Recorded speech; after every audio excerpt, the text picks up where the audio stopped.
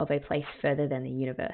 Last episode, Shirase and Gin's relationship took center stage. Honestly, I feel like there's a kind of tonal shift happening in the story. And what I mean by that is the first couple of episodes was spent laying down the overall story, so the actual getting to Antarctica. But they also set up really well these character portraits and these unanswered questions around what really motivates or scares or angers them.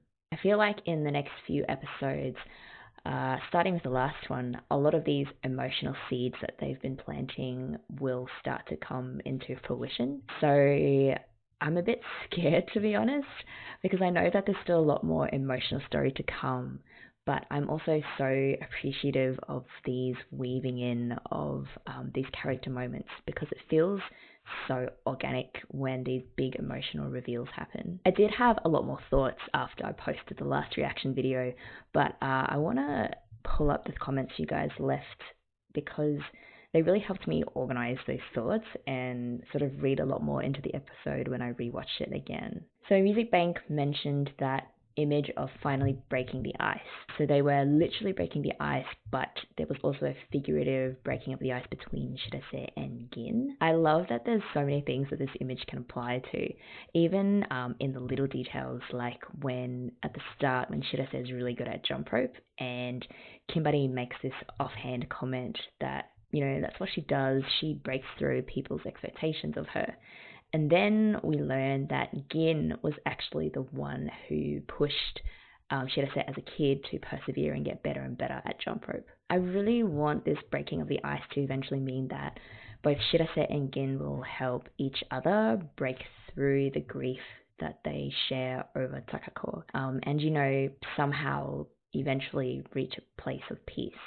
That would just really fill my heart. And, you know, they both already share some really cute similarities. So the whole love for penguins, their awkwardness in front of the camera, and also, I guess, the barriers that they raise up to keep people out. I love the potential parent-kid relationship there. There were also comments around Takako's intentions of getting Gin to spend so much time with Shirase. So Akash wrote that Takako wanted Gin to be a parental figure to Shirase in case something happened to her in Antarctica. And that, for me, on rewatch, definitely jumped out a lot more. So yeah, I totally agree, particularly those moments when Takako had actually repeatedly told Shirase of how dangerous Antarctica is, and then when Gin protests about being left alone with Shirase, Takako just kind of smiles and says she needs your spirit, as though she knew that something might happen to her, and she knew that Shirase would need Gin to get through it. I really enjoy these little breadcrumbs the show leaves for us in order to sort of piece together what kind of relationship Gin and Takako had. It's not explicitly explained, but there's quite a few clear signs, at least to me, that there was a committed, even romantic relationship between the two. So Oliver in the comments mentioned the cloud being Gin's type of person, and that was an awesome lightbulb moment, because I went back and I watched it, and there's that part when the three of them, so Gin, Shirase and Takako, are having like a family moment, and Gin is explaining why she likes clouds so much, and she says basically you can't grasp them, but when you look up they're always there, which is basically Takako in a very sad way. But yeah, Gin's type is Takako, and I love that it is what it is. Alright, I'm pretty excited about this next one. So if you guys are all good, let's do this in 3, 2, 1, play.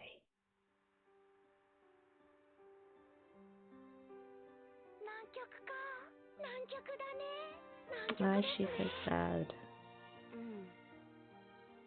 Well, I guess... Oh wow. I've never been in a helicopter. I will eventually, one day. Maybe in Antarctica.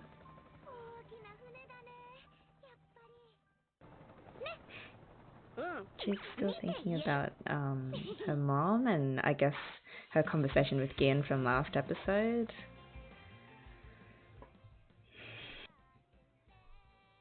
I wonder if we're going to get sort of more... I know that we're going to get another episode that goes more into Hinata's story. And I feel like we haven't really dug deep into Yuzuki's story either. So maybe this one or the next one. I love that wink.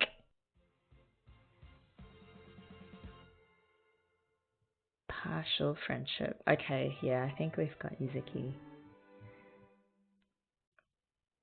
Doors, great view.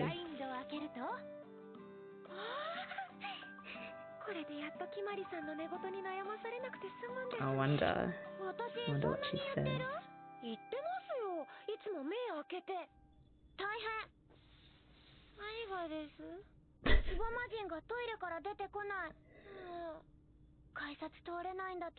I love her mind. It's so weird.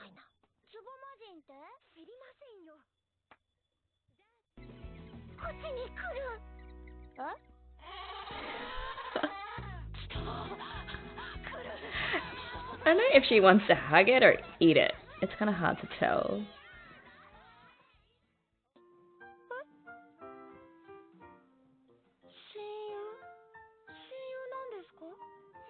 Kimari. Keep it together, Kimari.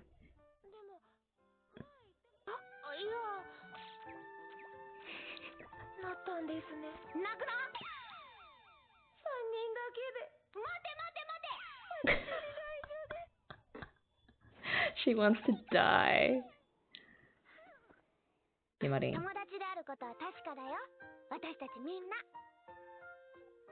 She needs an exact time, second. Make it official, sign it in contract. That's so cute and a bit sad.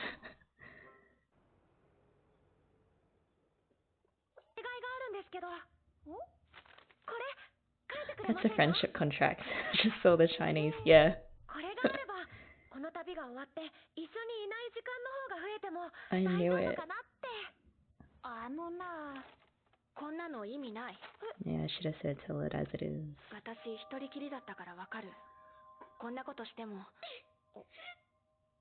Kimari, just hug her. Give her one of your magic hugs.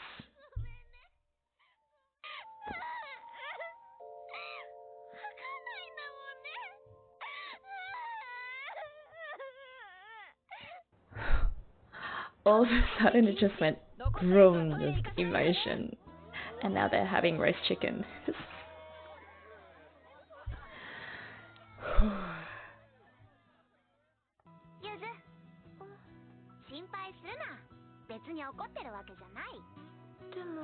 Oh, she doesn't even know why Kimari cried.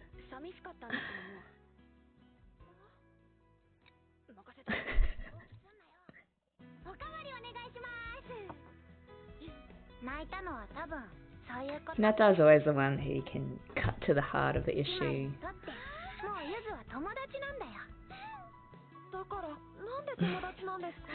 Details, fine print. A piece of rice on Shirata's cheek.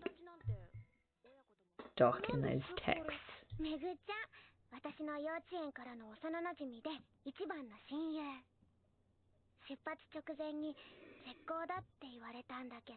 And she's not replied since then.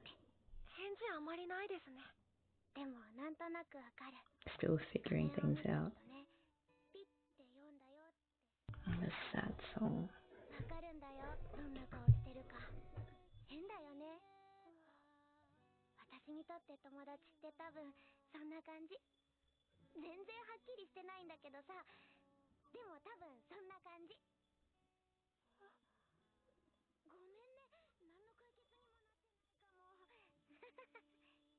Yeah, you know if you know.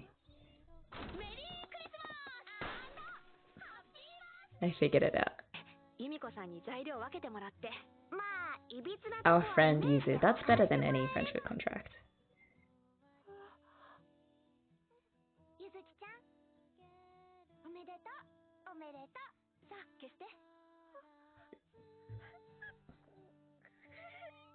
Yeah, another one, another breakdown.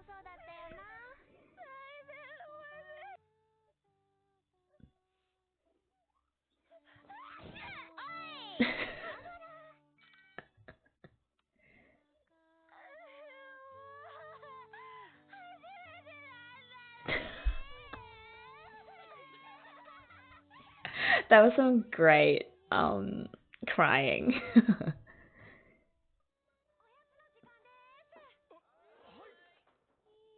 She's all good now. She knows.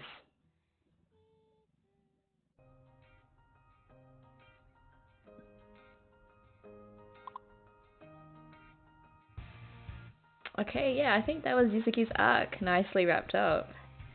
Like, she knows the meaning of friendship, that you don't have to write it out or say it out. It's the actions and just the feeling of knowing that your friends will always be your friends no matter what. Alright, I liked it. Okay, I love that they focus on pairs of characters. So this episode, it was, it was all four of the girls, but really it was Kimari and Yuzuki, which so nicely calls back to sort of the very first time that Yuzuki realizes that maybe these girls actually genuinely want to be friends with her. And that was in the diner when Kimari suddenly grabs her and pulls her in for this really emotional hug, which sealed the deal for Yuzuki wanting to go to Antarctica, but with these three girls. It was so nicely done, the way this episode showed Yuzuki's total insecurity, the fact that she pulled out a literal friendship contract, and you know, that idea of a friendship was that it has to be something that is set up loud or made official. I think quite a few people struggle with friendships because, you know, they've had such awful experiences with so-called friends, and it's hard to trust again when you've been hurt bad in the past. So it was great to see Kimari really step up and reassure Yuzuki that yes, this friendship thing is a thing. It's real, and I love you without you having to do anything or be anything other than yourself. And she showed how much she cares for Yuzuki by being vulnerable herself, by showing that Yuzuki even thinking that they weren't friends already really hurt her. All in all, a pretty complex exploration of friendship and what it really is, done very, very well. So from here, we have 3 episodes to go. I hope you guys are enjoying watching along with me, and I'm looking forward to seeing you guys all for the next episode.